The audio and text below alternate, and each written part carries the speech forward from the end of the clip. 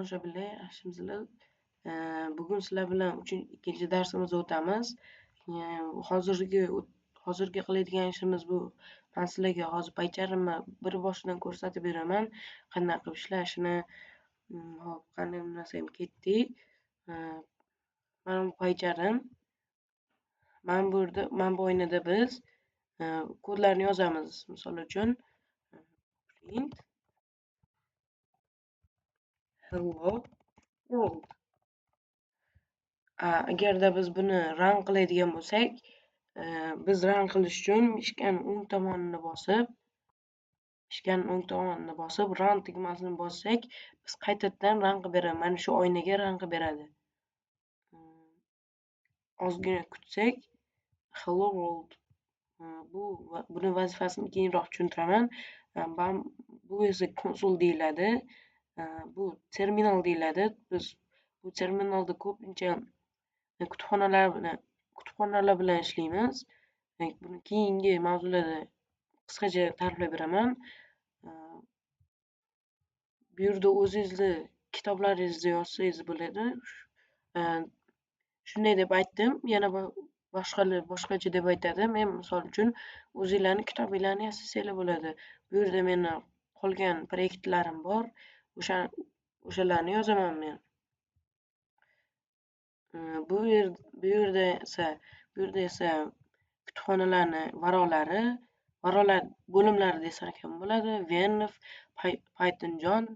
Mana shu papkalarning ichida meni Python faylim bor.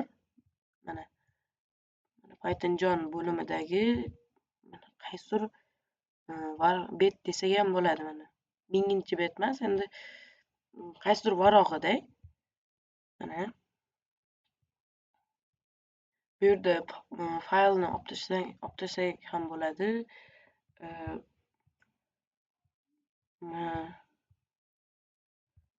Bu yerda esa turli xildagi sozlamalar, qayerda turishi, konsol qayerda turishi, yonda, chapda, shunaqa narsalar. Bu yerda esa run tugmasini qaysi varaqqa ochishingiz, qaysidir faylga ochishingiz, qaysidir Python faylga run berishingiz mumkin. Bu yerdan qani unda birinchi kodimizni yozamiz. Birinchi kodimiz esa mana shu bo'linadi, hello world bo'ladi. Bu print deyiladi. Print bilan qilinadi. Print bilan qilinadi. Hello world buni vazifasi konsolga turli xildagi yozuvlarni chop etib berish. Faqat shu emas, qo'shish, ayirish amallari, o'zgaruvchilarni chiqarib beradi. Shunga o'xshash vazifalarga ega print. Bizda shunday narsalar bor. Syntax error degan. Bu bizni xatolarimizni qo'yib beradi. Misol uchun error. Buni ko'pincha dasturchilar biladi. Mana misol uchun yana bir marta run bersam, syntax error shunaqa bo'ladi. Lina 1 print hello world nasigacha ko'rsatib qo'yibdi. Qayerda xatoligigacha ko'rsatib qo'yibdi. Agar biz buni to'g'rilasak, yo'q, bu yerga emas. Buni to'g'rilasak, hello world bo'ladi. Bugungi ko'radigan narsalarimiz nimalardan iborat edi? Ikkinchi mavzu print, input, o'zgaruvchilardan iborat. Biz printni sizlar bilan ko'rdik. Nima bilan ishlashini hozir keyinchalik yana ko'ramiz. Endi sizlar bilan inputni ko'ramiz. Input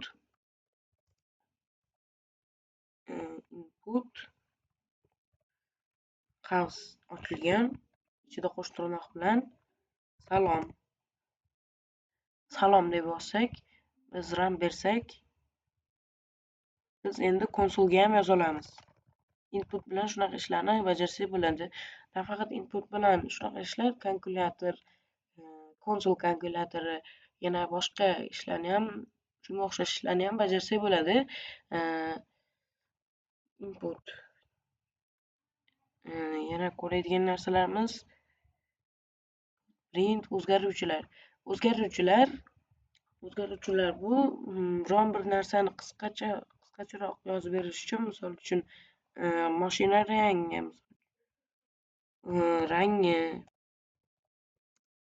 rangi tenglik bilan qilinadi.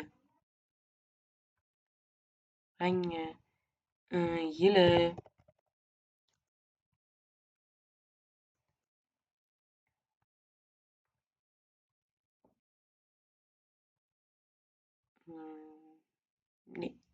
qanchaligi,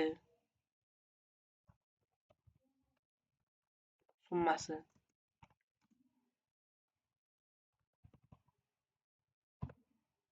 va shunga o'xshash narsalarni bajara oladi. Buni vazifalari qanday? Buni vazifalari biron bir narsani nima desam ekan, biron bir narsaga qiymat berish va o'sha o'zgaruvchilarni o'zgartirish va o'zgartirsa ham bo'ladi. Endi sizlar bilan kalkulyator yasab ko'ramiz. Yo'q, undan ham oldin sizlar bilan ko'radigan narsamiz bor. Print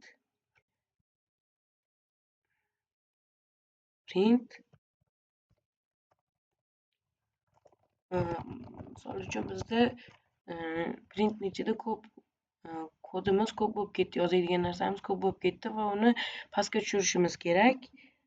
Pastga tushirishimiz uchun /n bilan vazifamizni bajaramiz va bu kodga run berib ko'radigan bo'lsak, mana pastga tushirib beradi.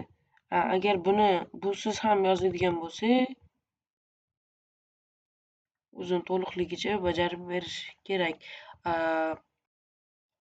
Input kalkulyatorga o'tamiz. Int birinchi o'zgaruvchi bilan bog'lab beramiz. Intdan keyin qavs ochilgan inputdan ham yana qavs ochamiz va birinchi sonni kirit. Buni nimaga kerak desak, intni nimaga kerak desak, bu sonlarni inputga bog'lab beradi va kalkulyator yasashimiz osonroq bo'ladi. Agarda biz intsiz ham qilsak,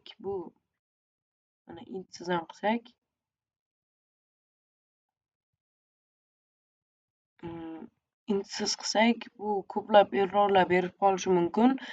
Shuning uchun ham biz int bilan qilamiz. Hozirgi qilayotgan ishimizda int to'g'ri kerak bo'lmaydi, lekin kattaroq ishlarni bajarayotganimizda inputga albatta kerak bo'ladi va faqatgina input emas,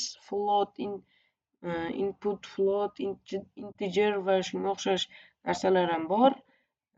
Sep, shunga o'xshash nimalarimiz ham bor, ko'radigan narsalarimiz ham bor. Bularni keyingi mavzularda ko'rishimiz mumkin. Hozir esa kalkulyatorni ko'ramiz. B teng int input qavs ochamiz. Ikkinchi sonni kirit. Pastdan print qavs ochamiz. Aga qo'shamiz b-ni. Aga qo'shamiz b-ni. Keyin virgul qilamiz. A'dan ayiramiz b-ni.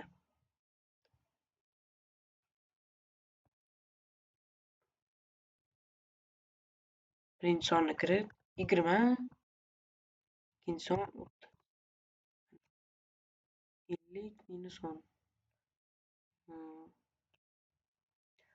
Ozgina xato yo'q, to'g'ri bo'libdi. Ko'rib turganingizdek javoblari chiqdi. 20 ga 30 ni qo'shsak 50, 20 dan 30 ni ayirsa -10. Ko'rib turganlaringizdek to'g'ri chiqdi. Video yoqqan bo'lsa, sizlardan layk kutaman, obuna bo'lishni kutaman va kanalga o'z hissangizni qo'shishingizni kutib qolaman. Hammaga rahmat. Keyingi videolarda biz bundan ham yaxshiroq qilishga harakat qilamiz.